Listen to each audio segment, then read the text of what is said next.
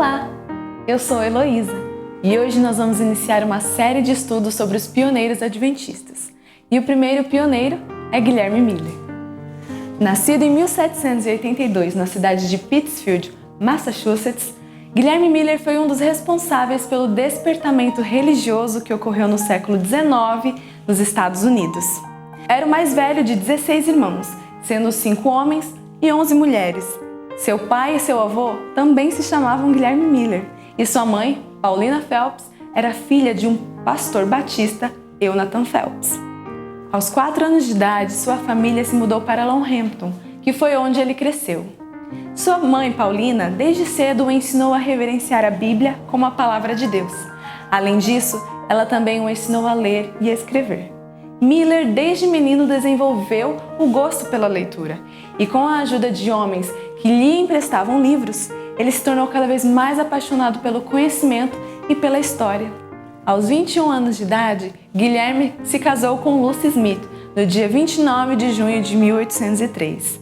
O casal foi então morar na comunidade da noiva em Vermont. Lá, Miller começou a se ocupar na lavoura. Com o tempo, em sua leitura na Bíblia, Miller encontrou algumas aparentes contradições, algumas passagens que ele não entendia. Procurou então sanar suas dúvidas com pregadores locais. Porém, eles não davam as respostas que ele precisava. Ou eles simplesmente não falavam nada, ou citavam comentários de outras pessoas, ou diziam que aquelas passagens estavam vedadas ao conhecimento e ao entendimento humano, e que ele nunca entenderia. O fato dele não entender, não conseguir respostas para os seus questionamentos, abriu seu coração para o ceticismo. Miller amava frequentar a biblioteca pública de sua comunidade. Por um lado, isso era bom, já que ele tinha acesso a muitos bons livros. Por outro lado, isso foi muito negativo para ele, porque com o tempo, ele se afiliou à sociedade literária local e se tornou maçom. Mas não para por aí. Além de entrar em contato com bons livros, ele também entrou em contato com outros homens que frequentavam o mesmo local. Homens cuja fé era deísta. Esses homens colocaram nas mãos de Miller livros de autoria também deístas, como, por exemplo, livros de Voltaire. Com o tempo, Miller acabou adotando essa crença, se tornou um deísta e se desfez totalmente da Bíblia, desacreditando nela. Felizmente, alguns acontecimentos fizeram com que os pensamentos e o coração de Miller se voltassem para a Bíblia. Primeiramente, ele entrou no serviço militar e, posteriormente, participou da guerra de 1812 a 1814. Os horrores da guerra e a incrível vitória americana sobre o exército britânico o fizeram refletir sobre a vida e sobre Deus. Além disso, em 1816, Miller voltou a morar em Longhampton para cuidar de sua mãe, que tinha acabado de ficar viúva. A morte de seu pai também lhe trouxe muitas indagações sobre Deus, sobre a vida, sobre a morte, sobre a eternidade.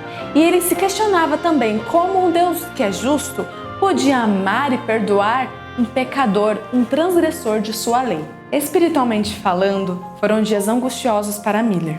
Mas isso foi muito positivo para ele, porque todas as suas angústias, os seus questionamentos e as suas reflexões o fizeram retornar a frequentar a igreja.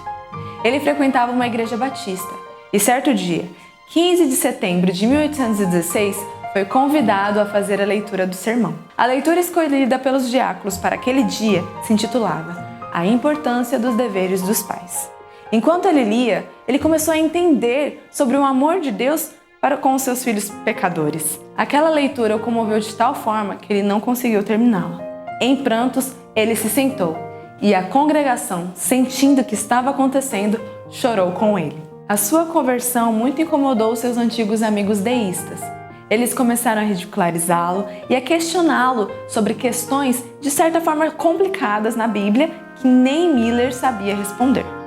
Guilherme então afirmava-lhes que estudaria aqueles assuntos e, se ele não encontrasse respostas para aqueles questionamentos, ele mesmo voltaria a ser um deísta.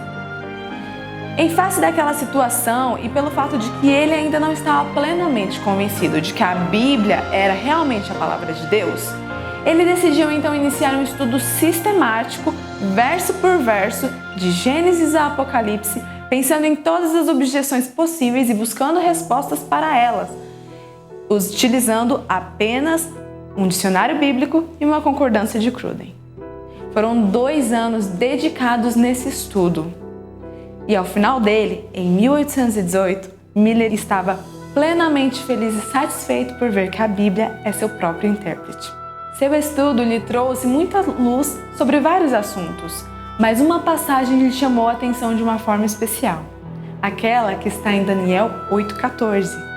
E ele me disse: até 2.300 tardes e manhãs e o santuário será purificado. Na época de Miller, era comum o pensamento de que o santuário descrito em Daniel era um símbolo para a terra. Pensando nisso, Miller imaginou que a purificação do santuário significava a purificação da terra. Purificação esta feita pelo fogo por ocasião da segunda vinda de Cristo. Ele pensou então que se soubesse o ponto de partida desses 2.300 dias, que nós sabemos que em profecia significam 2.300 anos, ele então saberia dizer quando é que Jesus voltaria. Com o tempo, conforme ia estudando, descobriu que o ponto de partida dos 2.300 anos era o ano 457 a.C., com a promulgação do decreto do rei Artaxerxes para a reconstrução de Jerusalém. Então ele descobriu que o final desses 2.300 dias se daria em algum momento do ano de 1843. Ele sentiu que deveria espalhar essa mensagem às outras pessoas, mas decidiu estudar mais a fundo o assunto para apresentar com maior clareza. Dedicou esse estudo durante os anos de 1818 até 1823, pensando em cada objeção que pudesse surgir, e então, ao final desse estudo, todas as objeções tinham sumido e ele estava cada vez mais convicto daquilo que ele havia descoberto. Além disso, Miller estava cada vez mais convicto da missão que ele deveria cumprir, que era pregar aquela mensagem a outras pessoas. Mas não era uma tarefa fácil e, sinceramente, ele não queria fazer aquilo. Tentou, então, diminuir o peso de sua consciência por algumas estratégias. Ele protelou por 13 anos. E durante esses 13 anos, ele tentou encontrar alguém que pudesse cumprir aquela missão por ele. Ele também usou a mesma estratégia que Moisés ao dizer a Deus que não era capaz, que não conseguia falar em público, que ninguém iria ouvi-lo, que ele era pesado de língua.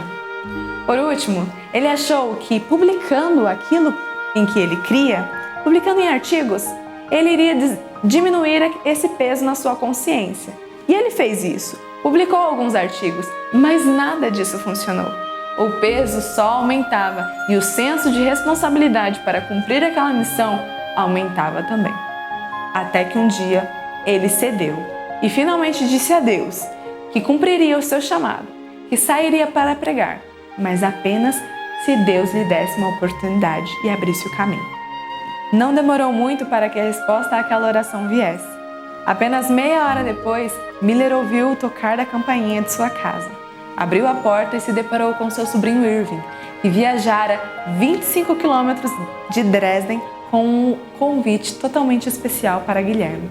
O convite era que seu tio fosse no outro dia pregar em sua igreja e contar àqueles membros sobre aquilo que ele havia estudado, sobre a volta de Jesus. Miller ficou abismado e, sem dizer uma palavra, deu meia volta e se dirigiu ao bosque que estava próximo de sua casa para brigar com Deus. Ele questionava, angustiado: Senhor, por quê?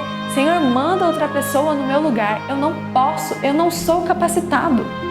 Mas depois de muito questionar, seu coração recebeu uma paz e ele então estava feliz em aceitar o chamado de Deus. No outro dia, 14 de agosto de 1831, Miller, em Dresden, iniciava a sua carreira como pregador.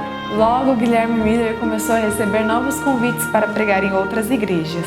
E aquela mensagem de reavivamento de fé e esperança na segunda vinda de Cristo trouxe muitos conversos para a mensagem do Advento. Aqueles que seguiam os ensinamentos de Miller ficaram conhecidos como Milleritas. E Miller, por sua vez, ficou conhecido como o pai do Millerismo, movimento que ele mesmo havia fundado. Os objetivos da pregação de Miller era trazer ao povo o verdadeiro arrependimento e reavivamento, tanto para aqueles que já professavam a fé cristã, quanto para os não conversos, atraindo-os para Cristo. Em 1839, o movimento millerita ganhou mais força e produziu frutos ainda maiores, com a ajuda e o auxílio de Josué Himes, um jovem muito animado que ajudou muito a Miller. Himes era dono de uma empresa de impressão e juntos, ele e Miller criaram periódicos e jornais falando sobre a mensagem do Advento. Juntos também elaboraram conferências e eventos para pregar aquela mensagem. Com o tempo, o millerismo ia atraindo cada vez mais adeptos que também se preocupavam em contar ao mundo que Jesus Cristo estava voltando. Apesar de pregar sobre a volta de Cristo para o ano de 1843, não havia uma data específica para este evento. Muitas especulações foram feitas, mas a verdade é que 1843 passou sem que algum evento sobrenatural acontecesse. O desapontamento não foi tão amargo, já que uma data específica não havia sido estabelecida, mas ele não deixou de existir. Muitos deixaram a fé, muitos se desanimaram, muitos se voltaram para o ceticismo. Porém, alguns grupos permaneceram fiéis à mensagem e passaram a estudar mais a fundo o assunto e descobriram que, na verdade, o cumprimento da profecia não era para 1843, mas para 1844. E, em agosto de 1844, através de um outro pioneiro, Samuel Snow, descobriram que a data para o cumprimento da profecia de Daniel 8,14 era 22 de outubro de 1844. Aquela mensagem trouxe muita alegria aos adeptos do movimento do Advento, e eles passaram então a pregar aquela mensagem ao povo, empreendendo todos os seus esforços na pregação daquela mensagem, de que Jesus Cristo voltaria em 22 de outubro daquele ano. Porém, como nós sabemos, os dias se passaram, 22 de outubro passou e Jesus não voltou. Aquele sim foi um amargo desapontamento. Até mesmo Miller e outros pioneiros se desapontaram grandemente com aquilo. A dor era muito grande. Mesmo assim, Miller e outras pessoas permaneceram fiéis. Miller, porém, vendo muitos deixando a mensagem do Mestre, se entristeceu. A história diz que muitos líderes religiosos queriam tirar o foco de Miller da mensagem do terceiro anjo, e ele não pôde deslumbrar a real beleza, a real glória daquela mensagem. Pela influência destes homens, Miller não pôde entender esta mensagem. O Senhor então decidiu poupar o seu servo da influência maligna daqueles homens, e então recolheu seu servo na sepultura em 20 de dezembro de 1849. O Espírito de Profecia relata que anjos de Deus velam o túmulo deste fiel servo, e ele ressurgirá ao som da última trombeta. Nós precisamos aprender a ter essa coragem e esse amor às almas que teve Guilherme Miller e os demais pioneiros. Aquilo que ele acreditava que era a luz que ele tinha naquele tempo, ele pregou com todos os seus esforços. O seu chamado não veio quando ele era jovem, ele já era um senhor de idade. E muitas vezes ele afirmou ser apenas um fazendeiro, mas era, na verdade, um arauto da verdade, e seus ensinamentos ecoam aos nossos ouvidos até hoje.